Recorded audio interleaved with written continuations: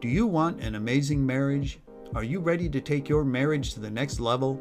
Then stick around for your Marriage Matters podcast with marriage coach Lynn. Let's put some fun and sizzle into your relationship.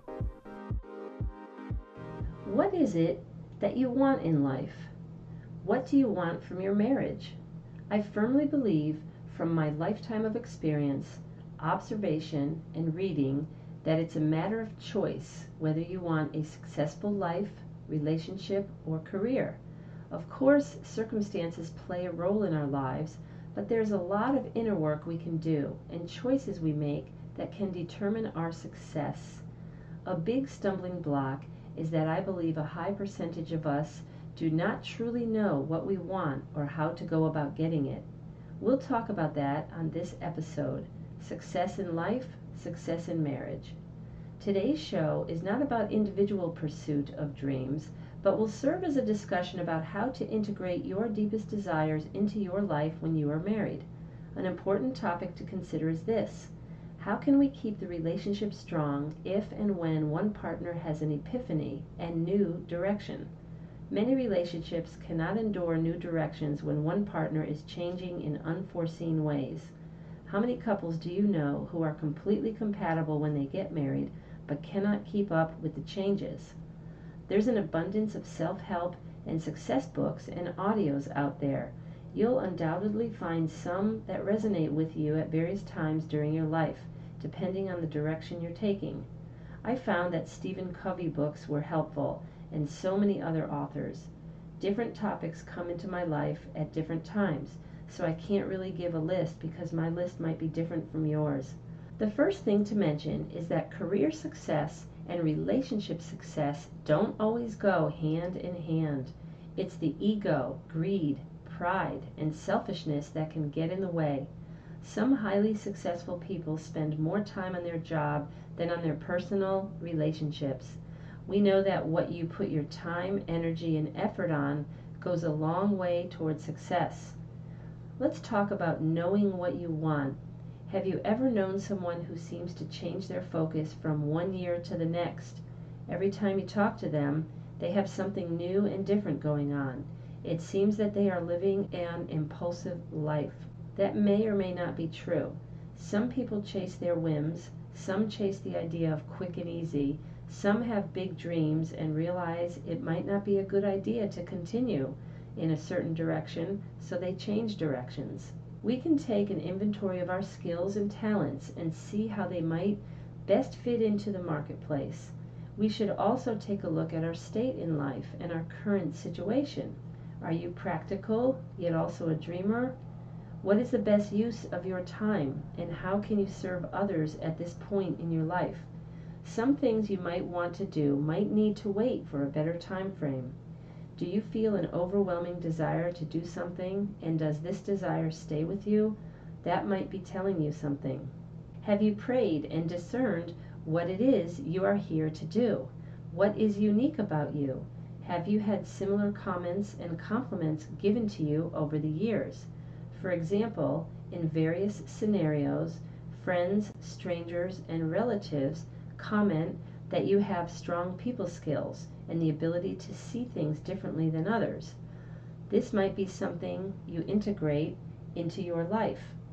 It might come natural to you and most likely brings you satisfaction, so you'll want to make a decision to have that an important part of your job or daily life. Look for the patterns in your life. These are clues. Although some people will tell you to jump in and just do it, I believe that success is built upon planning, preparing, and building a foundation of solid values and intended direction. Do an inventory of your skills, an assessment of how you might share those skills, and an analysis of what is practical. Be future focused as far as intentions, maybe making a vision board for the next year, but be sure to live in the present moment, being open to opportunities. I recommended to my children over the years that it's important to select a goal or make a commitment for up to a year because it might affect other people. You want to keep your word and show that you are dependable. So before you accept a part-time job or join a sports team, will you be able to stick with it for a solid duration. Knowing what you want can affect others, so take your time. If you find yourself in a situation that you don't like, you can proceed with your daily activities, planning for your next phase while embracing patience and endurance. Do the best you can and keep a good attitude until the day you can make a change. Nothing is permanent. How do you integrate what you want into your marriage? Of course, discuss it, ask permission, and problem solve together. Find a win-win situation, something that is acceptable for both of you. Give each other space for individual pursuits. What if one partner is changing and the other isn't, or is moving in a different direction? What if one partner undergoes a massive change and the other has a hard time relating to a new person? Hopefully the change is for the best. It can be tough. I have a friend who is the author of Fat Like Us.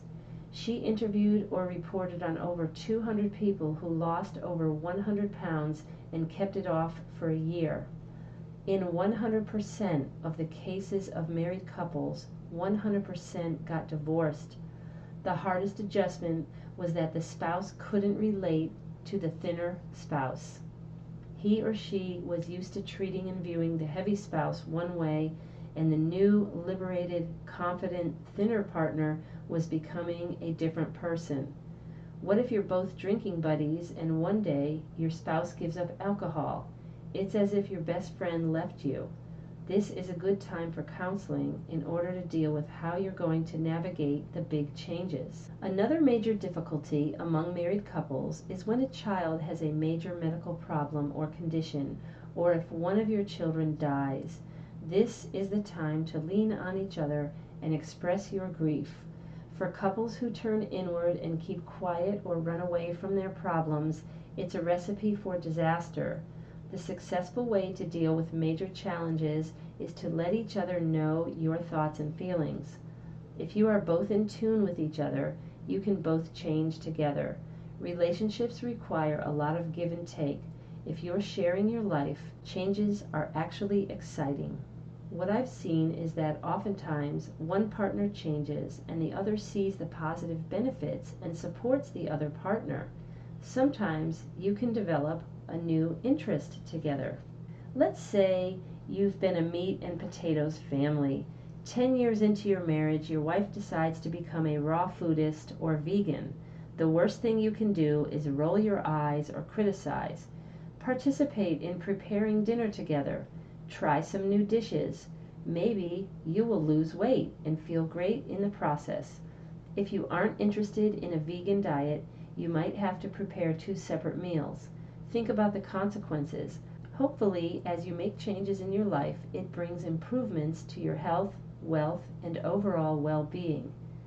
When we want to experience success in our lives and make changes from where we are today, we need to incorporate new habits into our lives. Cut out an hour a day or social media or watching videos and make time for more meaningful pursuits. For many years, I gave up sleep time so that I could work out early in the morning. Now I have habits that I don't have to think about, and they come natural to me. Walking, swimming, or bike riding are a favorite part of my day. Success sometimes comes down to time management, especially when you have a young family and 2 jobs.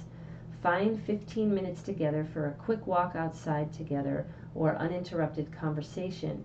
Again, always be looking at what you can let drop out of your life and what's important to you, your marriage, and your family.